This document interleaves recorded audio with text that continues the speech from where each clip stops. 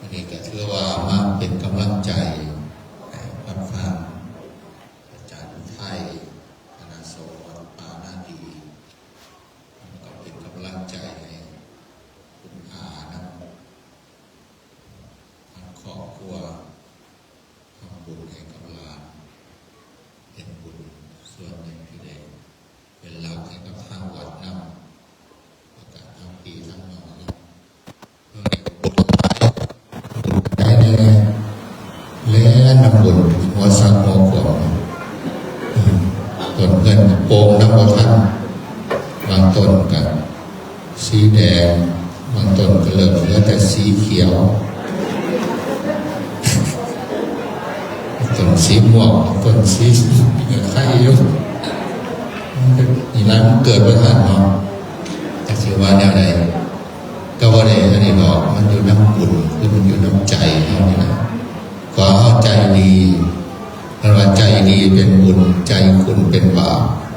ถ้าใจเขาสะอาดเขาก็สิไปนิพพานเหตุใดจะสิใจดีได้แต่ละมือบทว่าจะมาทำบุญอยู่วัดให้มันเป็นบุญแต่ตื่นขึ้นมาเราพยายามเห็นจิตใจมันดีๆแต่ถ้าเห็นจิตใจดีแต่เขาได้ว่าออกมาดีๆมันต่อกันถ้าว่าดีแล้วก็เป็นอย่างกันให้มันเห็นดีๆเรียบร้อย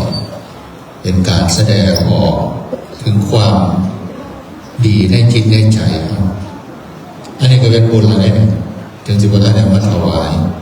แต่ตื่นขึ้นมาละใจก็พอดีเขียดให้ผู้นั้นผู้สร้างให้ผู้นี้ตื่นขึ้นมาแล้วมันจะด่าหัวจะบาดสมองตื่นขึ้นมาด่าลูกจะขับสมองกูจะไปหาซุ่มเงินอยู่ข้างๆโหดมาโดนถ้าอย่างสี่คือเป็นบาปจะตื่นขึ้นมาแล้วใจบอดีบอกบอดีมันก็จะเหตุบอดีจิตใจเขาเลยสิเป็นบาปเป็นสิ่งที่บอได้เป็นบุญเป็นกุศลขณะเขาทลายเนี่ยให้เขาเอาประโยชน์จากบุญคือความดีเนี่ยแต่ถ้าทำบุญที่มีทำบุญอยู่เบื้องต้นไม่ทำบุญเข้าไปฟังดีๆนะทำบุญกับเจ้าของนะเป็นว่าทำบุญกับเจ้าของเพราะว่าทั้งหมดทั้งมวลที่เขาเกิดมาบุคคลที่สำคัญที่สุดคือใครคือตัวเขาต้องให้ความสำคัญกับตัวเขามองว่าเขาเห็นแก่ตัวหรือว่าเขาไปเอาเปรียบคนอื่นเนี่ยคือเบื้องต้นเนี่ยเขาต้องหักเจ้าของเพราะคนเขาบางคนนี่มันประมาทมาเถอะมันบริเห็นความสำคัญตัวเองไปเห็นความสำคัญของคนอื่นหรือว่าเห็นความสำคัญปัจจุกับตำแหน่งหน้าที่เกียรติยศชื่อเสียงจนเลื่อมเจ้าของมันเขาเลื่อมเจ้าของมันเนี่ยเขาก็จะบรับผิดชอบจิตใจเจ้าของบรับผิดชอบสุขภาพร่างกายเจ้าของถ้าเขาบรับผิดชอบเจ้าของเขาที่เป็นทุกข์ถ้าเขาเป็นทุกข์ว่านี่ใครสิมาซอยเขาเนี่ยถ้าเขาจะไม่คือว่าใส่ผู้นั้นมาซอยผู้นี้มาซอยเนี่ยให้เขาเผื่อใจไปเลยเพราะว่าเขาก็ต้องซอยเจ้าของคือกันถ้าเขาจะมาซอยเขาได้คือเขาต้องซอยเจ้าของก่อนฉะนั้นเขาทั้งหลายเนี่ยการเขาจะซอยคนอื่นเขาต้องซอยเจ้าของก่อนการเขาจะทำบุญกับคนอื่นเขาต้องทำบุญกับเจ้าของก่อนการเขาอยากให้คนอื่นมีความสุขต้องให้เจ้าของมีความสุขอยากให้คนอื่นพ้นทุกข์ต้องให้เจ้าของพ้นทุกข์ถ้าเขาเห็นได้ให้คนอื่นได้เขาก็เห็นไปตามน้ำหลักฉะนั้นแต่ละมื้อนี่เขาต้องทำบุญกับเจ้าของให้เขาสามารถมีความเป็นอยู่สุขสบายตามฐานะของเขาเนี่ยอันนี้คือการเขาทำบุญกับเจ้าของเขาก็สิมีความสุขบ่ลำบากบ่เดือดร้อนพอเขาผู้เดียวตัวเขาผู้เดียวแต่ว่าการเขาไปทำบุญกับคนอื่นหรือว่าซอยเหลือคนอื่นอะไรมันหลายคนเลยมันหลายคนถ้ามันหลายคนมันจักสิแบ่งผู้ใดจักสิซอยผู้ใดจักผู้นั้นสิเอาผู้นี้สิเอาบางเดือเขากับเมื่อยน้ำคนหลายคนฉะนั้นเขาจำไว้ว่าหนึ่งโมเห็นแก่ตัวเขาต้องทำบุญกับเจ้าของดูแลเจ้าของให้ดีๆในส่วนเขาต้องรับผิดชอบตั้งแต่กาย จิตใจแต่ว่าบางคนมันนี่ทำบาปกับเจ้าของทำบาปกับเจ้าของยังไงคือเรารับผิดชอบเจ้าของสุขภาพกับรับผิดชอบบ่อยากบอกถึงผู้ใดดอกว่าเธอกับบ่เบิ่งมาเจ้าของเนี่ยมันสิไข้สิป่วยบ่มันสิเป็นโรคเป็นไข้บ่มันจะเห็นคนอื่นลำบากเดือดร้อนทำบ่อันนี้คือทำบาปกับเจ้าของเนี่ยถ้าเวลาเขาอยากได้เงินได้ทองอยากมีเกียรติมียศมีชื่อมีเสียงหรือว่าอยากสำเร็จเจริญร่ำรวยเขาอยากได้เขาคิดว่าเขาสิได้หรือว่าได้มาแล้วแต่ว่าร่างกายเขาบ่ได้ถ้าว่าเขามีเงินเป็นแสนเป็นล้านหรือว่าเขาร่ำรวยเขาเป็นนายกรัฐมนตรีเป็นผู้ใดก็แล้วแต่ละระหว่างกับหายป่วยกับให้เขารวยอย่างสั่นตลอดไปเขาสิเอาอย่างเขาว่าอยากป่วยเขาว่าอยากตายโดยธรรมชาติของคนถ้าเขามีเงินเขาร่ำรวยเขาเป็นนายกรัฐมนตรีหรือว่าเขามีเกียรติมียศแต่ว่าเขาคิดว่ากูตายก็ตายขอให้กูได้กูรวยอาตมาว่าสุดท้ายละชีวิตเขาเสียเหลือเอาอย่างเหลือเอาเจ้าของเนี่ยฉะนั้นเขาทั้งหลายต้องอย่าทำบาปกับเจ้าของแล้วทำบุญกับเจ้าของดูแลเจ้าของให้ดีที่สุดแล้วสิดูแลคนอื่นได้แต่ถ้าดูแลเจ้าของก็ได้คนอื่นสิเป็นภาระต่อเขาคนอื่นสิลำบากต่อเขาใส่คนอื่นมาซอยเขานั่งบอกเพื่อใจประโยชน์เพราะอย่างเขาต้องซอยเจ้าของก่อนเขาจึงสิมาซอยให้บางเทื่อเขาไม่อยากซอยหรอกแต่ว่าบางเทื่อมันจำเป็นบางเทื่อมันขัดบ่ได้บางเทื่อมันแบบว่าบ่อยากซอยก็ต้องซอยเพราะอย่างเพราะว่าบางเทื่อมันหนีบ่ได้ฉะนั้นเขาทั้งหลายเนี่ยหนึ่งทำบุญกับเจ้าของนะดูแลเจ้าของให้ดีๆสุขภาพก็ดีร่างกายก็ดีมันยังสิสามารถอยากได้อะไรมันก็จังสิได้อยากจะเลิศอะไรมันก็จังสิจะเลิศข้าเจ้าของอยากได้อยากดีจะเลิศข้าเจ้าของบ่ได้ทุกอย่างก็บ่ได้เขาสิมีสมบัติในโลกนี้ทั้งหมดนี่หรือว่ามีอย่างเดียวมีค่าที่สุดในโลกนี้ขอจะบ่มีเขาอย่างเดียวทุกอย่างจบเลย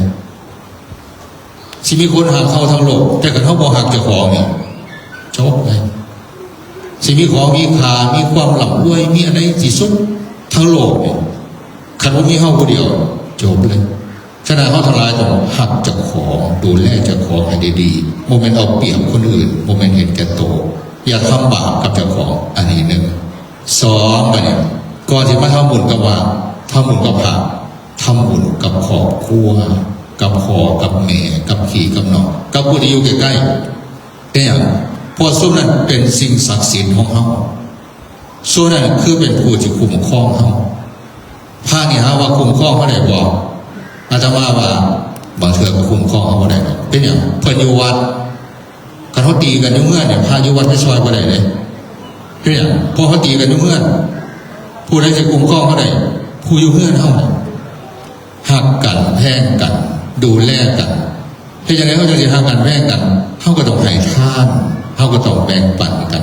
ซอยเหลือกันพี่น้องกันเนี่ยคณะบอกแบบดูแลกันมาซอยเหลือกันพี่น้องสิเป็นศัตรูลูกน้องที่เขาจ้างมาที่เขาสิใส่ให้เขาซอยเหลือเขาคณะบอกดูแลเขาสิเป็นโจรคนที่รักเงินเขาได้ร้ายที่สุดคืออย่างคือคนที่ไว้ใจที่สุดคนที่สามารถทำลายเขาได้ร้ายที่สุดคืออย่างคือคนที่ไกลตัวฉะนั้นเขาซัพพอร์ตเขาบ่ได้ดูแลเขาบ่ได้เขาสิโกงเขาสิหลักของเขาสิทรยศเขาสิบ่ซื่อสัตย์กับเขา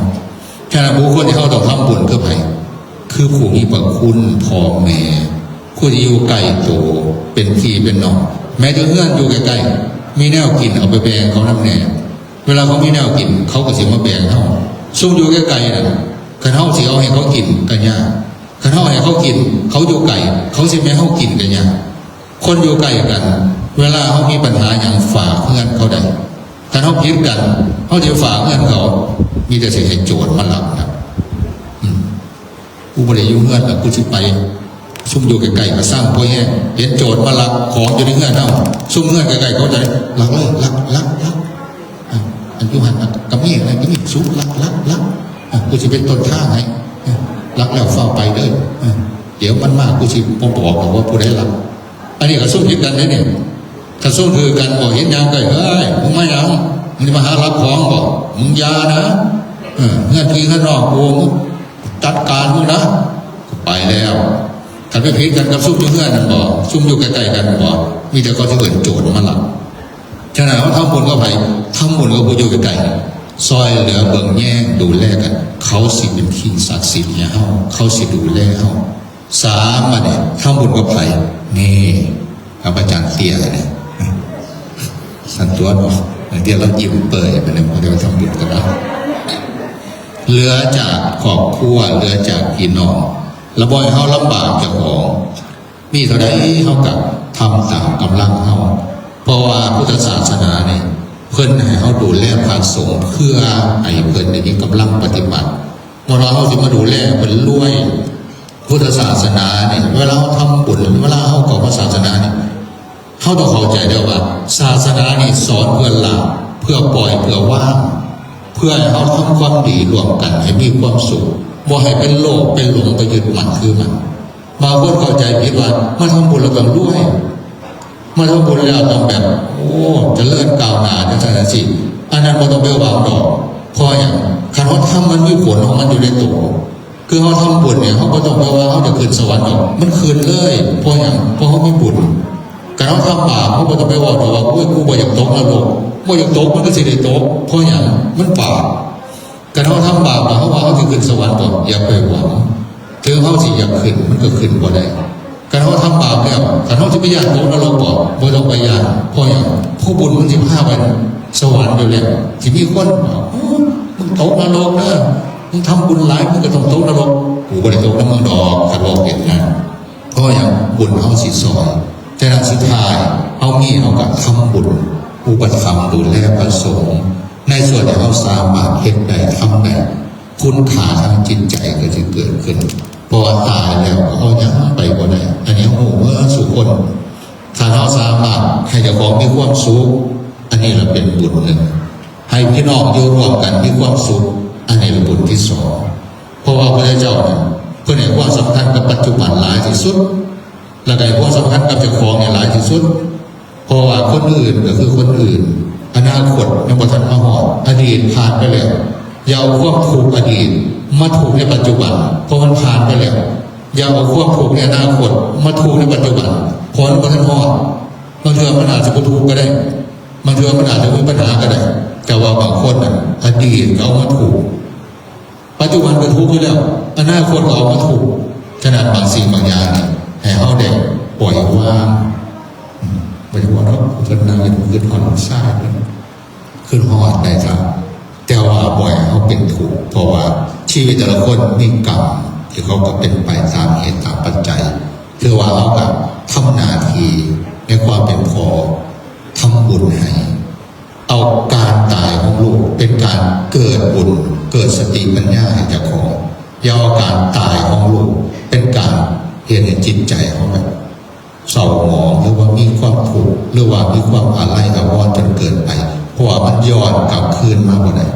คนมีปัญญาเขาที่ต้องเอาการพัดผ้าเป็นธรรมะเป็นเครื่องให้เขาได้เอาประโยชน์ในการที่เขาสิให้เกิดบุญเกิดกุศลเกิดคุณงามความดีอันนี้เป็นเรื่องที่เอาประโยชน์เขาบอกให้สิ่งนั้นมาทำลายความสุขในปัจจุบันของเขาก็คือสิ่งขอฝากไว้สำเร็จตามสมควรแต่เวลาขออนุโมทนากับทางคณะพระคุณเจ้าท่านพระครูพิบูลวันนี้เพิ่นก็จะทำบุญหลายอยู่เนาะเพราะว่าบ้านเกิดเพิ่น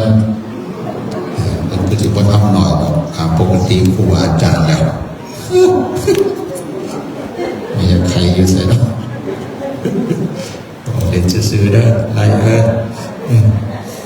ขออนุโมทนากับพระคุณเจ้าที่มาเป็นกำลังใจโมทนากับญาติโยมสุขคนถือว่าเขาเป็นผู้บ่ประมาทในบุญกันให้เขาได้คุณได้ค่าเวลาที่เหลืออยู่นี่ถือว่าเป็น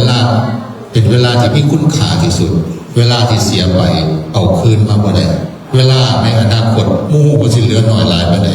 ฉะนั้นเราต้องทำบุญทุกวันเพื่อให้ใจเราอยู่กับบุญหลักการให้เขาได้รักษาศีลให้ดีบ่ให้มันเป็นบาปปล่อยว่างอะไรมันสิบ่ได้เป็นทุกข์ จากที่เขาได้กล่าวคำถวายจากที่เขาได้อธิษฐาน